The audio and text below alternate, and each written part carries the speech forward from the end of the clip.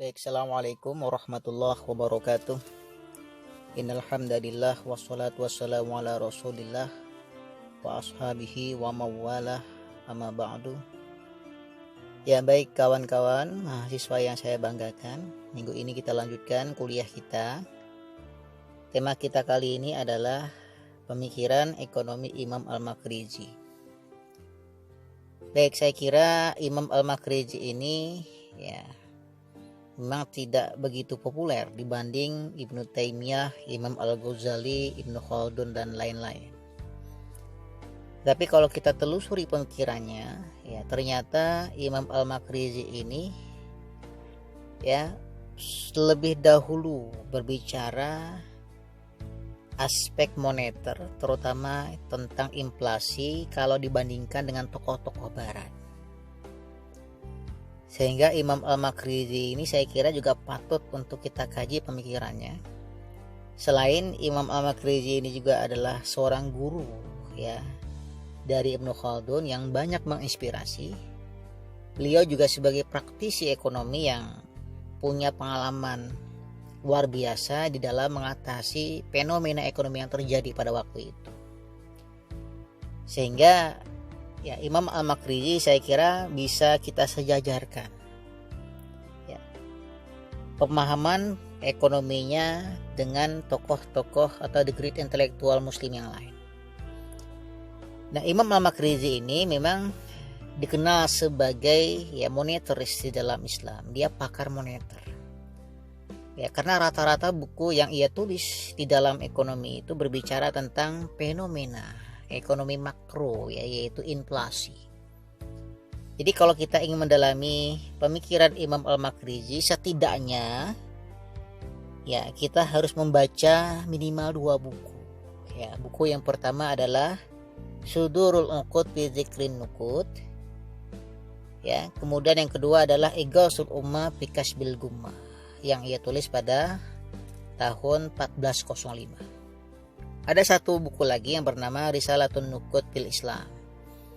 Jadi ada 3 buku yang rata-rata memang mengkaji tentang aspek uang dalam pandangan Islam. Baik dari sisi historisnya, dari sisi teoritisnya, dan juga implikasinya terhadap ekonomi secara komprehensif. Baik, di dalam buku ini Sudurul Uqud fi Dzikrin Nuqud ada pokok pembahasan yang sangat penting sekali, dan itu ia kutip dia kaji, dia elaborasi dari fakta empiris yang terjadi pada waktu itu, yaitu peristiwa Al-Ghala.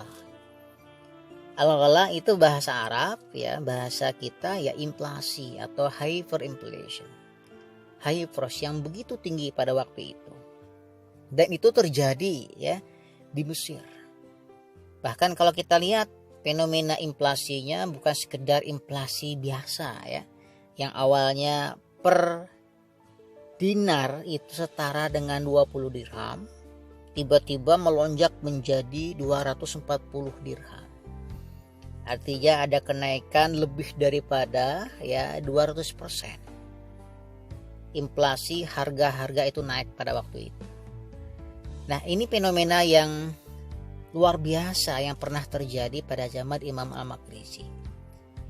Imam Al-Makhrizi mencatat itu, kemudian memberikan solusi di dalam bukunya Ighasul Ummah fi Kasbil Gummah. Jadi kalau kita terjemahkan buku Ighasul Ummah fi Kasbil Gummah itu adalah solusi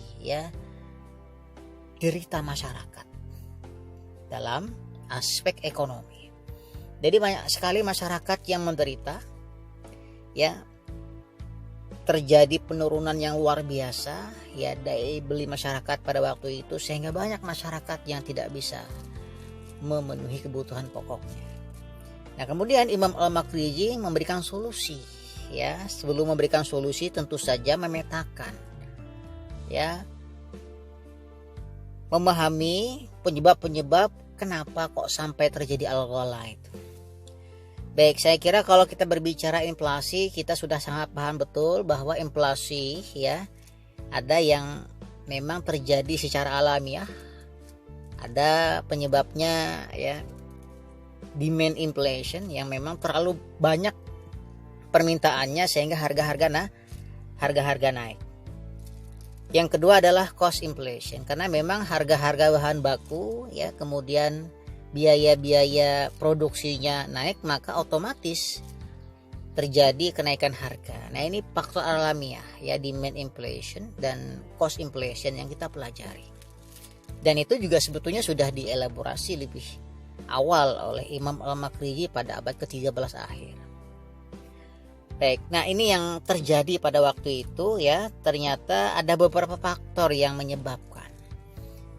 Nah, awalnya memang ya inflasi itu terjadi secara natural, secara alamiah. Ya, faktor kondisi tadi, demand yang terlalu tinggi, cost biaya produksi yang terlalu tinggi sehingga menyebabkan harga-harga itu naik. Ya, jadi memang dari sisi demand, memang ini erat kaitannya dengan perilaku manusia yang consumerism. Jadi kalau kita mendalami ya pemikiran Imam Al-Ghazali juga ya, ternyata faktor demand ini menyebabkan inflasi, dan itu yang bisa kita simpulkan bahwa banyak sekali permintaan masyarakat yang melampaui kebutuhan. Jadi perilakunya terlalu consumerism sehingga harga-harga begitu tinggi. Nah, begitu juga kata Keynes. Ya, jadi fenomena inflasi dari sisi demand ini membuktikan bahwa ya perilaku masyarakat yang melampaui kebutuhannya. Sehingga permintaan naik tidak normal, maka harga-harga juga relatif naik. Nah, ini tentu menjadi masalah meskipun dia adalah ya faktor alamiah. Tetapi di dalam Islam perlu dikendalikan ya, perlu diedukasi. Misalkan pada zaman Khalifah Umar Ibn Khattab misalkan terjadi inflasi, apa yang dikeluarkan kebijakan oleh Khalifah pada waktu itu, maka masyarakat diwajibkan puasa ya 3 hari mutatabi'ah berturut-turut dalam rangka mengendalikan harga-harga yang begitu laju perubahannya itu. Artinya ya meskipun alamiah, meskipun faktor kondisi, tetap saja kita kendalikan ya, kita atur agar tidak terjadi inflasi yang berlebihan. Selanjutnya ya ada faktor cuaca ya, ada faktor alam. Memang ketika stok barang itu terbatas ya karena musim kemarau, maka wajar terjadi inflasi, dan ini juga pernah terjadi pada zaman Rasulullah. Ya pada waktu itu harga gandum ya naik juga begitu tinggi, bahkan sahabat datang kepada Rasulullah. Ya para sahabat meminta untuk ditetapkan harganya ya. Tapi apa kata Rasulullah? Innallaha huwal musair al-qabid al-basit ar-razaq. Rasulullah mengatakan yang menetapkan harga itu bukan saya, tapi Allah al-musair, Allah yang menetapkan harga. Artinya ketika terjadi inflasi secara alamiah, memang negara tidak diperkenankan untuk interventif. Ya, karena itu akan menyebabkan ketidakadilan. Bayangkan ketika Rasulullah menetapkan harga, yang kasihan kan para petani gandum pada waktu itu, terjadi semacam ketidakadilan. Jadi selama ya disebabkan oleh faktor alamiah, ya silahkan saja, itu adalah realita, itu adalah fenomena ekonomi. Tetapi lain halnya ketika terjadi ya inflasi yang disebabkan oleh human error. Ya, disebabkan oleh kesalahan dari kebijakan pemerintah. Maka wajib hukumnya untuk evaluasi ya, bahkan diubah agar di kemudian hari tidak lagi terjadi inflasi yang ditakutkan oleh masyarakat. Nah, setidaknya yang digarisbawahi oleh Imam Al-Makriji di dalam bukunya Ighasul Ummah bi Kasyfil Ghummah, ya, setidaknya ada 3 penyebabnya. Yang pertama adalah buruknya administrasi.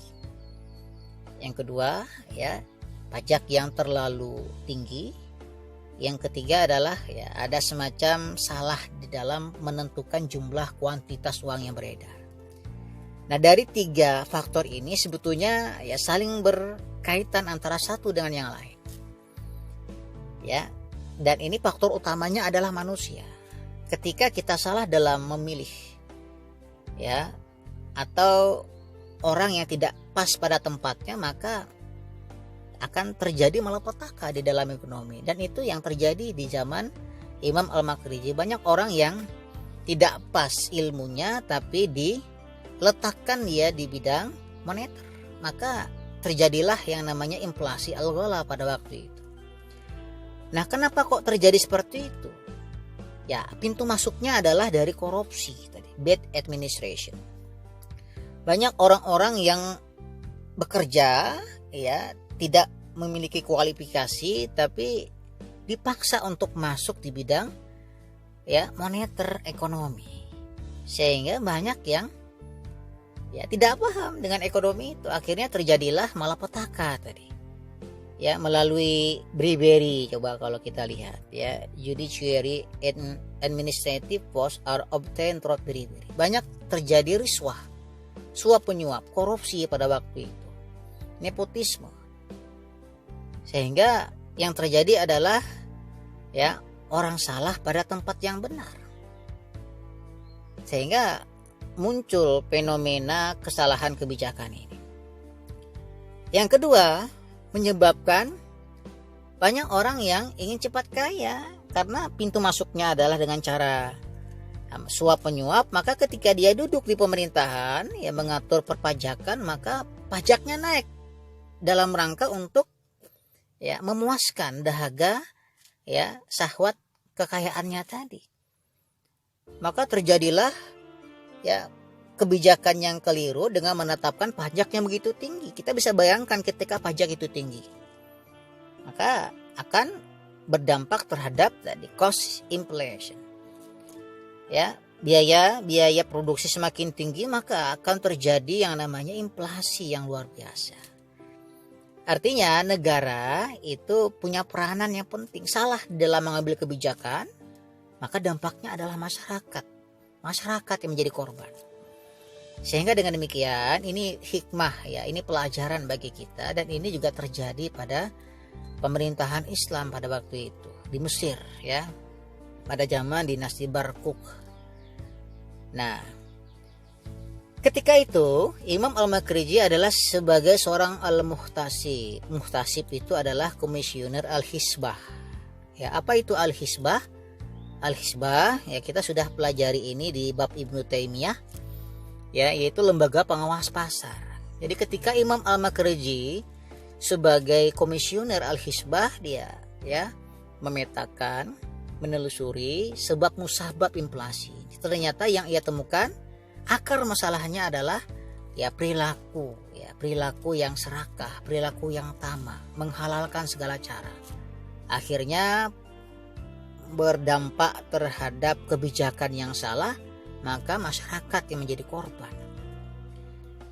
Nah, kemudian penyebab yang ketiga adalah ya percetakan uang yang terlalu banyak pada waktu itu. Jadi ada semacam kesalahan hitung-hitungan pemerintah dinasti Barkuk. Mereka mencetak uang tembaga ya, yang kita sebut dengan fulus. Fulus itu adalah uang yang tercetak dari tembaga. Kalau dinar, uang yang tercetak dari emas. Kalau dirham, uang yang tercetak dari perak. Nah, pada waktu itu banyak uang fulus yang beredar di tengah-tengah masyarakat. Jadi pemerintah pada waktu itu terlalu banyak mencetak uang dari tembaga. Akibatnya ya, antara dirham, dinar, dan fulus terjadi fluktuasi nilai yang begitu tajam, sehingga terjadi penurunan daya beli fulus ya, terjadi depresiasi, maka otomatis harga-harga barang mengalami inflasi. Nah, dari peristiwa ini secara tidak langsung Imam Al-Makhrizi sudah mengingatkan bahwa ya, sudah menemukan fakta bahwa penyebab inflasi itu adalah jumlah uang yang beredar terlalu banyak. Artinya sebelum Irving Fisher berbicara tentang teori kuantitas uangnya yang kita sudah pelajari, M dikali V sama dengan V dikali T, pada abad ke-18 Imam Al-Makhrizi sudah selesai teori keseimbangan moneter ini pada abad ke-13 akhir. bahwa uang yang terlalu banyak dicetak, uang yang terlalu banyak beredar di tangan-tangan masyarakat, maka akan menyebabkan inflasi. Artinya, ya, sebelum Barat berbicara tentang aspek fundamental di dalam moneter, Islam sudah selesai dengan teori moneter, mikro ya dan makro, dan ini moneter masuk makro ya. Baik. Nah, ini faktanya pada waktu itu ya. Jadi terjadi fluktuasi nilai yang luar biasa. Jadi kalau kita lihat ya, dirham saja terbagi-bagi menjadi bermacam-macam. Ada yang namanya aplori, dinar ya. Ada aplori dinar, ada harja dinar, ada nasiri dinar, ada kintar dan lain-lain. Ya, jadi terjadi fluktuasi nilai yang luar biasa sehingga nilai tukar fulus itu mengalami depresiasi. Maka otomatis karena fulus banyak yang digunakan sebagai alat transaksi, maka harga-harga barang akan ikut naik. Nah, ini juga yang dikutip oleh beberapa tokoh neoklasik oleh Gresham yang terkenal dengan hukum Gresham Law, dan ini juga saya kira sudah saya jelaskan singkat pada bab Imam Al-Ghazali. Terjadi Gresham Law, hukum Gresham yang mengatakan bahwa bad money drive out the good one. Uang yang tidak baik itu akan menghilangkan pelan-pelan uang yang baik dari masyarakat. Maksudnya ketika ada uang fulus dari tembaga, uang dirham, uang dinar, maka kebanyakan orang lebih suka menggunakan uang fulus dari tembaga. Kenapa? Karena ya nilainya tidak begitu tinggi daripada dinar dan dirham. Dinar yang tinggi, maka pelan-pelan dia akan dileburkan menjadi perhiasan. Maka ketika itu akan terjadi nilai fluktuasi yang luar biasa runcingnya. Ya, jadi sebelum Irving Fisher berbicara tentang teori moneter, sebelum Gresham berbicara tentang hukum Gresham Law-nya, Imam Al-Makriji sudah selesai dengan teori ya bad money drive out the good one. Teori M dikali P sama dengan P dikali T. Baik. Yang terakhir saya kira ya, Imam Al-Makriji tentu saja berbicara tentang uang ya. Jadi dari sisi historisnya ya. Jadi pada prinsipnya Imam Al-Makriji ya, silahkan apa saja uang sebagai alat transaksi itu boleh-boleh saja. Dari dedaunan kah gitu ya, dari kulit-kulit pohon kah, silahkan sebagai alat transaksi. Tapi memang Imam Al-Makriji menyarankan sebaiknya mata uang itu adalah emas. Karena Imam Al-Makriji menemukan fakta bahwa semakin banyak uang yang tercetak dari yang bukan emas kayak tembaga tadi, maka nilai-nilai uang itu akan mengalami penyusutan. Al-fulus tadi. Maka rekomendasi Imam Al-Makriji sebagai Al-Muhtasib, komisioner, Al-Hisbah, maka sebaiknya uang itu dari emas saja karena nilainya relatif stabil. Ya, jadi coba deh Anda cari di dunia ini mana nilai benda yang relatif stabil harganya. Ya, selain daripada emas. Dan memang ada hadis Rasulullah yang mengatakan di akhir zaman nanti orang-orang akan kembali kepada dinar. Orang-orang akan kembali kepada emas. Apakah emas itu sebagai alat transaksi langsung atau dia hanya sebatas standar saja? Ya, dugaan saya pada suatu hari nanti memang nanti dunia akan kembali kepada emas, tetapi emas hanya dijadikan sebagai standar, gold standar, sebagaimana tahun 44 sampai tahun 73, yaitu dunia pernah menerapkan sistem Bretton Woods. Uang boleh saja kertas, tetapi dia hanya sebatas alat transaksi saja. Tapi standarnya adalah emas, maka nilai tukar kita standarkan nilainya kepada emas agar nilai itu tidak terlalu berfluktuasi. Jadi itulah ya rekomendasi daripada Imam Al-Makriji. Dia mengatakan bahwa di dalam bukunya ya, Al-Makriji claim that since the known history of mankind only gold and silver were used as money and the system works smoothly. Jadi ketika sistem moneter itu menerapkan ya gold standar atau silver standar, maka dunia itu relatif stabil, smoothly berjalan secara stabil dan lancar tanpa ada kendala. Nah, ketika dinasti Barkuk menjadikan standar uang itu adalah tembaga yang kita sebut sebagai fulus tadi, maka terjadi yang namanya fluktuasi yang luar biasa. Nah, kemudian karena Imam Al-Makriji adalah seorang al-muhtasib, tentu saja dia mendata siapa saja yang terkena korban, terpapar oleh virus inflasi ini. Ya, yang pertama ada 7 golongan sebetulnya ya.